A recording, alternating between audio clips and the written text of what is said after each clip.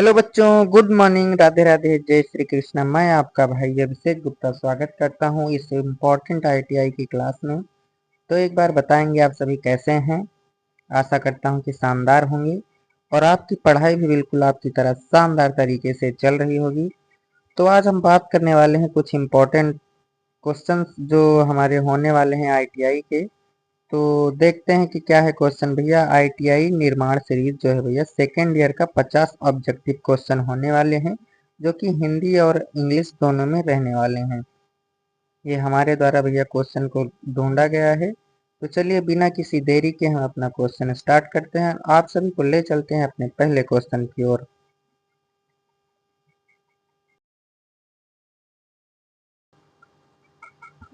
हमारा पहला क्वेश्चन है कि विद्युत शक्ति की इकाई क्या है। विद्युत शक्ति की इकाई क्या है, आप सभी नोट करते चलिएगा और सब बताते चलिएगा। विद्युत शक्ति की इकाई जो है भैया वो है वाट। वाट जो है हमारे विद्युत शक्ति की इकाई है। ऑप्शन नंबर भी करेक्ट आंसर हो जाएगा।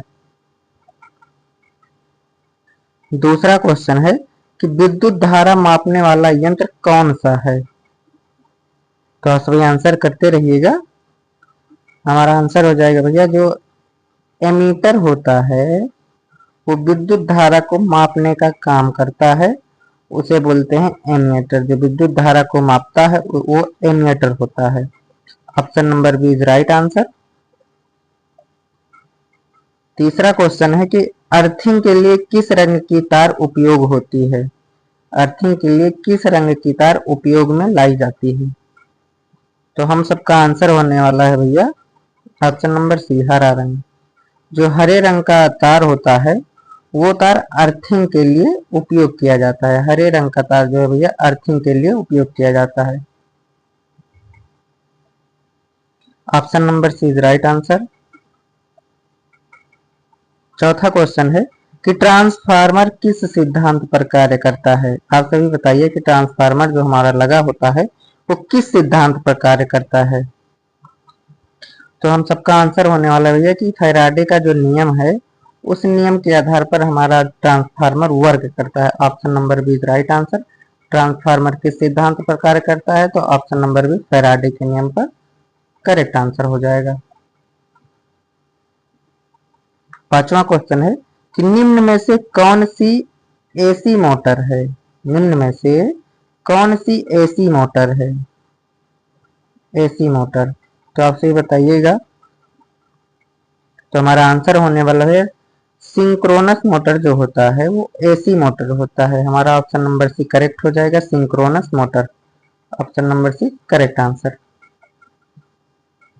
छठवां क्वेश्चन है कि कैपेसिटर किस प्रकार की ऊर्जा संचित करता है। हमारा जो कैपेसिटर होता है भैया वो किस प्रकार की ऊर्जा को संचित करता है। तो आप सभी को आंसर करना है कि भैया जो कैपेसिटर होता है वो विद्युत स्थैतिक ऊर्जा को संचित करता है। किस ऊर्जा को, विद्युत स्थैतिक ऊर्जा को संचित करने का कार्य करता है। Option number C is right answer. आप सभी नोट करते चलिएगा। सातवां क्वेश्चन है कि मेजर का उपयोग किसे मापने के लिए किया जाता है। मेजर का उपयोग किस चीज को मापने के लिए किया जाता है। तो आप सभी का आंसर होना चाहिए भैया कि जो मेजर का उपयोग है वो विद्युत धारा को मापने का कार्य करता है। Option number B is right answer. आप सभी नोट कर लीजिएगा। ऑप्शन नंबर बी प्रतिरोध। प्रतिरोध को जो है भैया मेजर मापने का कार्य करता है। Option number B is right answer. आठवां क्वेश्चन है कि एमसीबी का कार्य क्या होता है। हमारा जो एमसीबी लगा होता है उसका मुख्य कार्य क्या होता है। वोल्टेज नियंत्रण का कार्य करता है, या अधिक धारा से सुरक्षा प्रदान करता है, या फिर तापमान नियंत्रण करता है, या फिर अर्थिंग का कार्य करता है। तो आप सभी को आंसर देना है भैया, क्या हो जाएगा। तो हमारा सही आंसर होने वाला है ऑप्शन नंबर बी, अधिक धारा से सुरक्षा करता है। जो एमसीबी होता है भैया अधिक जो वोल्टेज आ जाता है, धारा आ जाता है, उससे सुरक्षा प्रदान करता है। एमसीबी जब अधिक धारा आने लगता है हमारे उसमें तार में प्रवाहित होने लगता है तो एमसीबी हमारा कट हो जाता है और धारा वहीं पर रुक जाता है। तो option number B is right answer. आप सभी नोट करते चलिएगा, इंपॉर्टेंट क्वेश्चन है ये सभी। 9वां क्वेश्चन है कि ट्यूबलाइट में किस गैस का प्रयोग होता है। ये मोस्ट इंपॉर्टेंट क्वेश्चन है कि ट्यूबलाइट में किस गैस का प्रयोग किया जाता है, किस गैस का प्रयोग होता है। तो आप सभी को आंसर करना है भैया कि हमारा जो ट्यूबलाइट होता है उसमें जो है पारावाष्प का उपयोग किया जाता है। ऑप्शन नंबर सी करेक्ट हो जाएगा, पारावाष्प। तो आप सभी नोट कर लीजिएगा, जो हमारा ट्यूबलाइट होता है इसमें पारावाष्प गैस का प्रयोग किया जाता है। ऑप्शन नंबर सी करेक्ट हो जाएगा। 10वां क्वेश्चन है भैया कि वोल्टेज की एसआई इकाई, वोल्टेज की एसआई इकाई क्या है।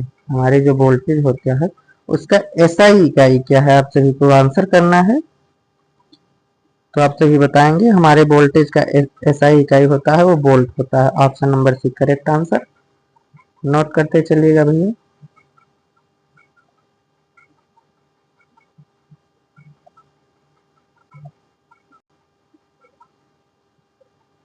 ग्यारहवां क्वेश्चन है कि ड्यूल स्टार्टर का उपयोग किसके लिए होता है।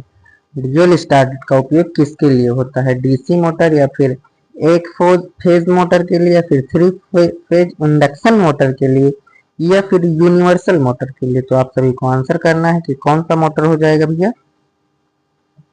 तो हमारा सही आंसर हो जाएगा कि 3 फेज इंडक्शन मोटर जो होता है उसके लिए DOL स्टार्टर का उपयोग हम सभी करते हैं। तो हमारा option number C correct answer हो जाएगा।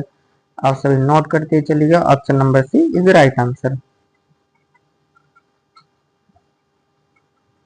12वां क्वेश्चन है कि डीसी जनरेटर का मुख्य भाग क्या है। जो हमारा डायरेक्ट करंट होता है जनरेटर का मुख्य भाग क्या है, डीसी जनरेटर का मुख्य भाग क्या है। तो आप सभी को आंसर करना है भैया। आप सभी का आंसर बिल्कुल सही है। जो हमारा आर्मेचर होता है, जो हमारा आर्मेचर होता है भैया वो डीसी जनरेटर का मुख्य भाग होता है। Option number B is right answer, armature. Armature हमारा सही आंसर हो जाएगा। 13वां क्वेश्चन है कि पीएलसी का फुल फॉर्म क्या है। पीएलसी का फुल फॉर्म क्या है, आप सभी इसको बिल्कुल नोट कर लीजिएगा, बहुत ही इंपॉर्टेंट क्वेश्चन है भैया। पीएलसी का फुल फॉर्म, तो आप सभी को पता होगा कि पीएलसी का फुल फॉर्म होता है programmable logic controller.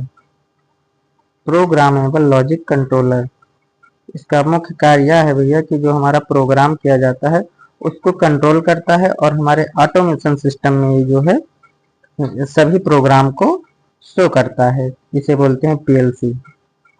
Option number A right answer हो जाएगा। तो हमारा 14वां क्वेश्चन है भैया कि 3 फेज सिस्टम में फेज अंतर कितना होता है। 3 फेज सिस्टम में फेज का अंतर जो है भैया कितना होता है। तो आप सभी को आंसर करना है, क्या हो जाएगा हमारा answer. Option number C 120 degree का जो है भैया 3 फेज सिस्टम में फेज का अंतर 120 डिग्री का होता है। ऑप्शन नंबर सी हमारा करेक्ट आंसर हो जाएगा। 15वां क्वेश्चन है कि इंडक्शन मोटर में स्लिप क्यों होता है। इंडक्शन मोटर में स्लिप क्यों होता है, आप सभी को आंसर करना है, क्या हो जाएगा हमारा आंसर। भैया इंडक्शन मोटर में स्लिप इसलिए होता है कि टॉर्क उत्पन्न करने के लिए जो है इंडक्शन मोटर में स्लिप का उपयोग किया जाता है। ऑप्शन नंबर बी करेक्ट हो जाएगा। किस धातु की चालकता सबसे अधिक होती है।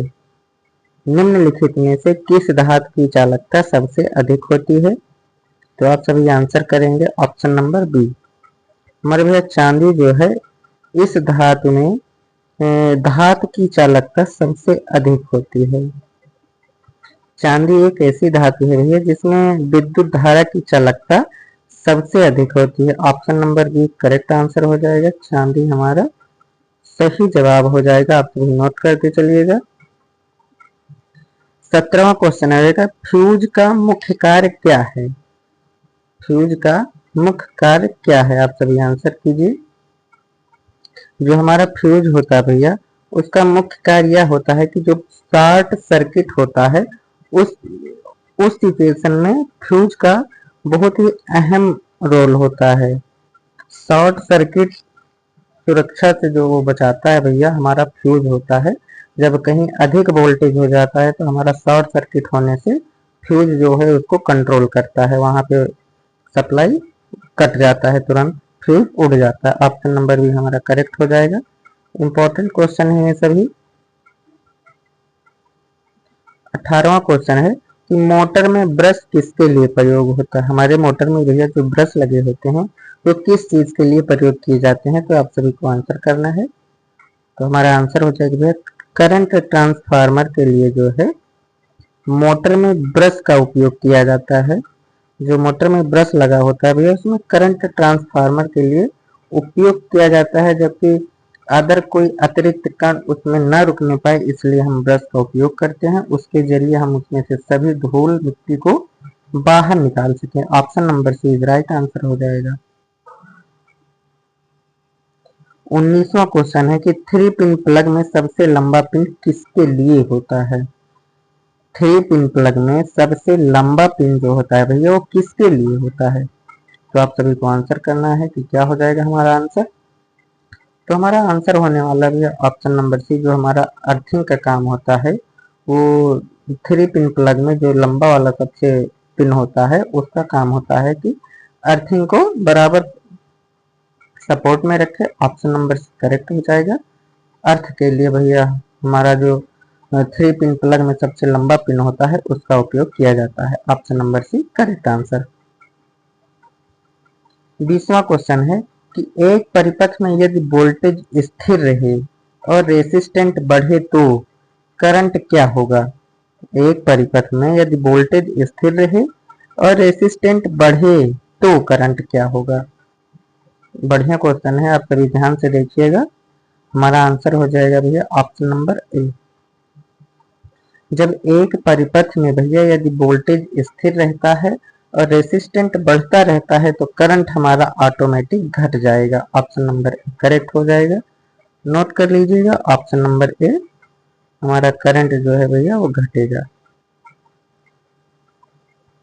21वां क्वेश्चन है कि मोटर का स्पीड कंट्रोल किससे किया जाता है? हमारे जो मोटर का कंट्रोल, हमारे मोटर का जो स्पीड होता है भैया वो किस चीज से हम कंट्रोल करते हैं? तो आप सभी को आंसर करना है। हमारा मोटर जो होता है वो भैया रियोस्टेट से जो है कंट्रोल किया जाता है। हमारा मोटर रियोस्टेट से कंट्रोल किया जाता है। Option number C is correct answer, rheostat. Rheostat से हम अपना मोटर को कंट्रोल करते हैं। ऑप्शन नंबर सी हमारा करेक्ट हो जाएगा। फेज और न्यूट्रल के बीच कितने वोल्ट होते हैं? 22वां क्वेश्चन है भैया कि फेज और न्यूट्रल के बीच कितने वोल्ट होते हैं? तो आप सभी को आंसर करना है। क्या हो जाएगा हमारा आंसर? हमारा आंसर हो जाएगा भैया फेज और न्यूट्रल के बीच 230 वोल्ट होते हैं। कितना? 230। ऑप्शन नंबर सी 230 वोल्ट होते हैं। आप सभी को नोट करना है। फेज और न्यूट्रल के बीच 230 वोल्ट होते हैं। Option number C is right answer. भैया हमारा 23वां क्वेश्चन है कि कौन सी वायरिंग सबसे अस्थाई मानी जाती है? हमारी जो घर में वायरिंग की जाती है वो सबसे अस्थाई कौन सी होती है? तो आप सभी को आंसर करना है। हमारा सही जवाब हो जाएगा भैया कंड्यूट वायरिंग जो होती है वो सबसे अस्थाई मानी जाती है। हमारा option number B right answer correct हो जाएगा। कंड्यूट वायरिंग, कंड्यूट वायरिंग जो है भैया हमारा सबसे अस्थाई वायरिंग मानी जाती है। ऑप्शन नंबर बी हमारा करेक्ट हो जाएगा।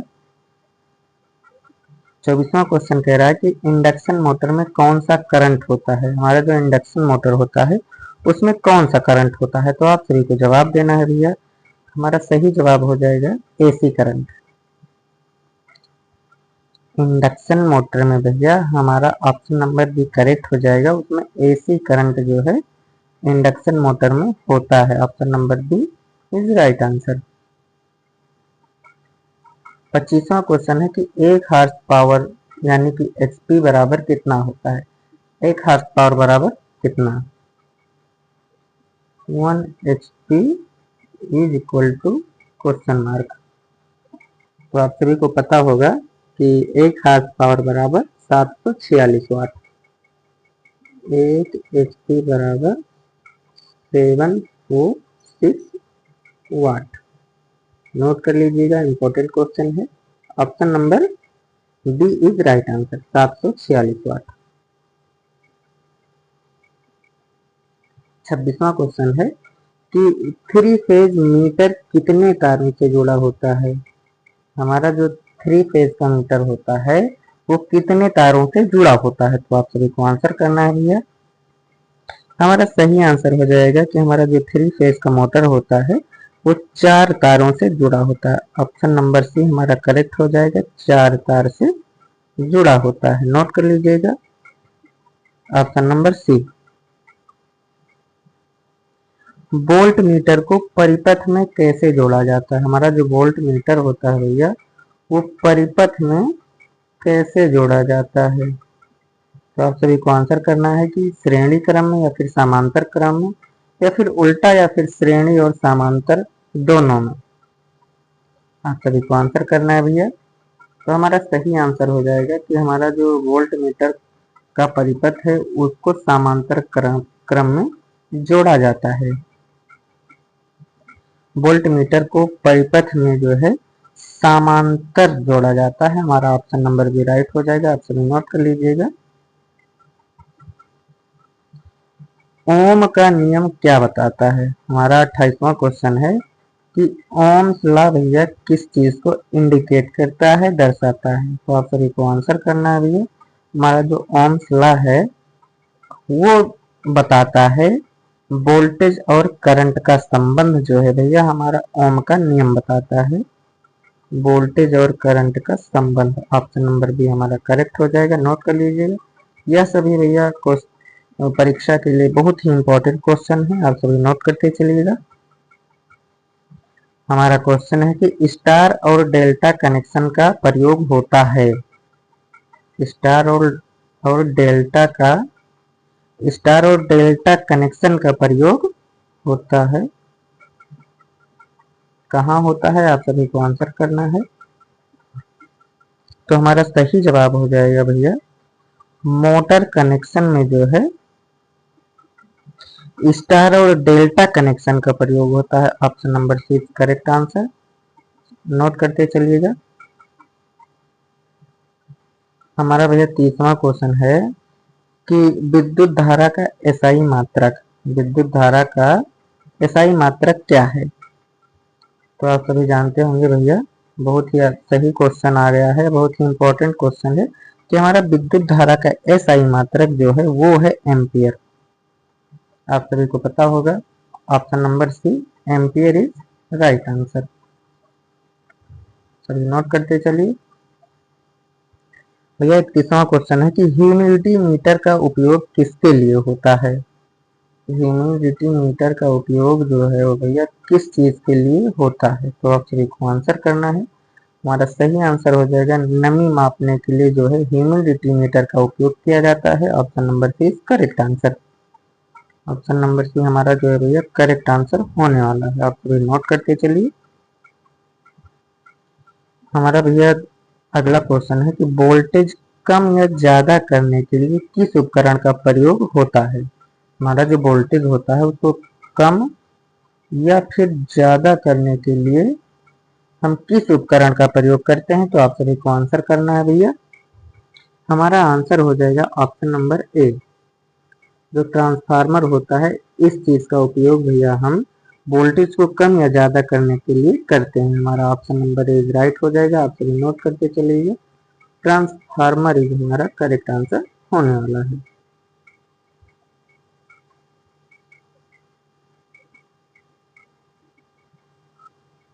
हमारा भैया 33वां क्वेश्चन है कि किस यंत्र से धारा को नियंत्रित किया जाता है।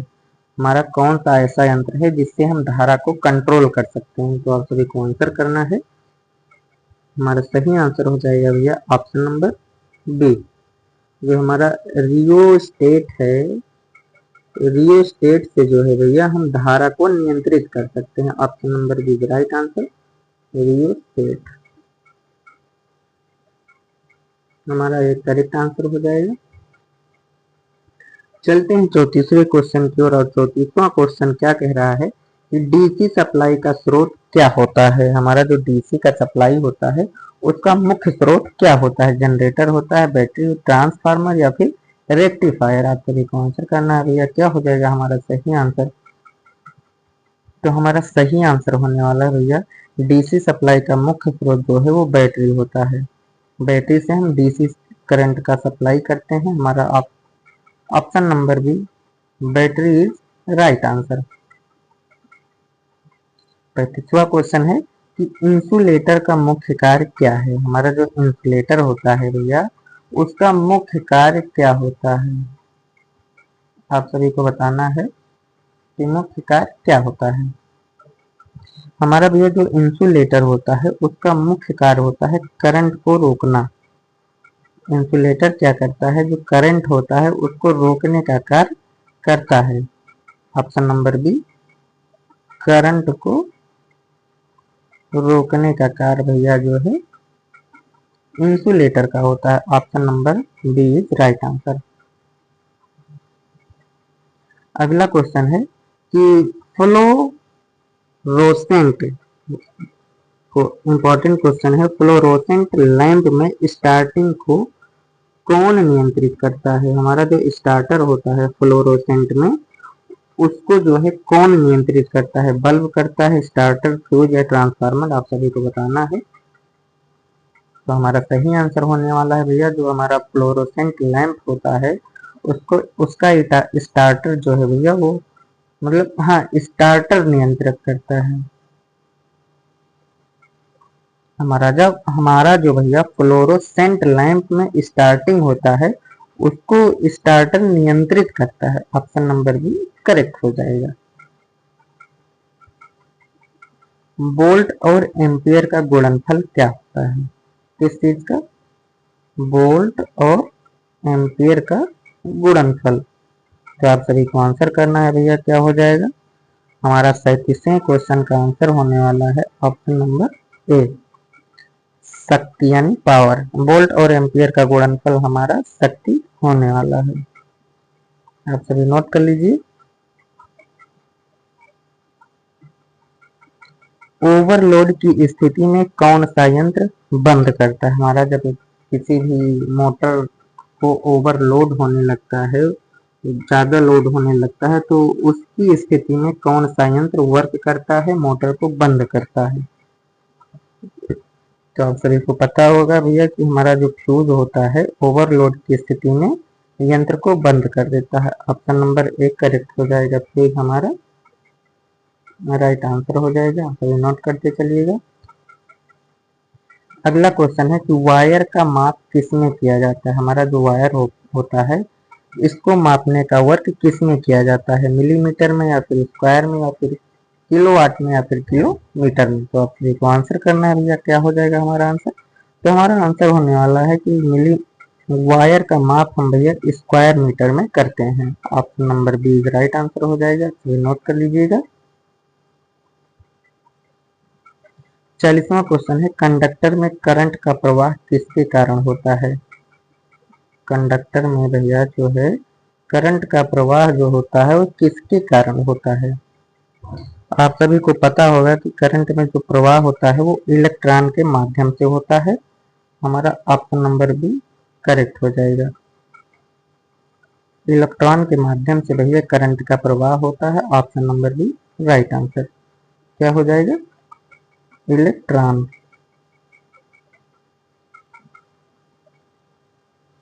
चलते हैं अगले क्वेश्चन के। इंसुलेशन टेप, जो हमारा इंसुलेशन टेप का टेप होता है उसका उपयोग हम किसके लिए करते हैं? तो आप सभी को पता होगा भैया जो हमारा इंसुलेशन टेप होता है उसका उपयोग हम करंट रोकने के लिए करते हैं।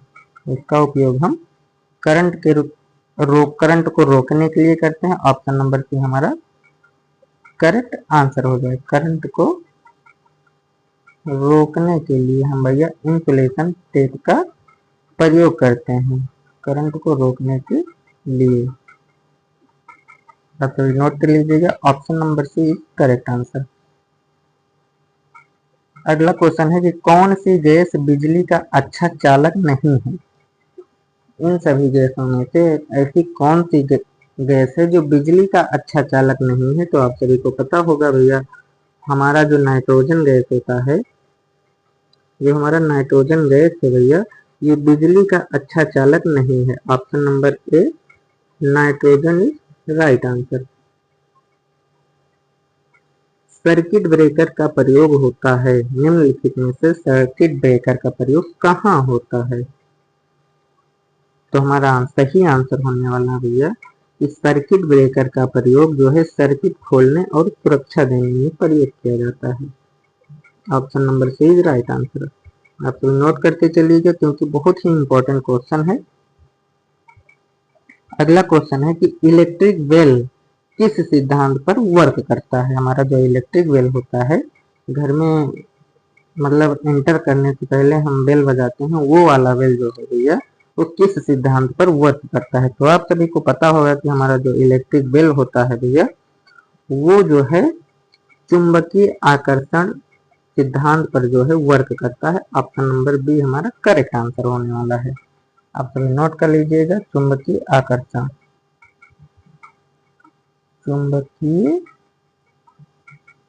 आकर्षण पर भैया जो है हमारा इलेक्ट्रिक बेल जो है वर्क करता है। अर्थिंग का मुख्य उद्देश्य क्या है। हमारा भैया 45वां क्वेश्चन है कि अर्थिंग का जो उद्देश्य है उसका मुख्य उद्देश्य क्या है। अर्थिंग का कार्य क्या होता है। करंट बढ़ाने का, फिर करंट रोकने का, सुरक्षा देने का, या सर्किट बनाना।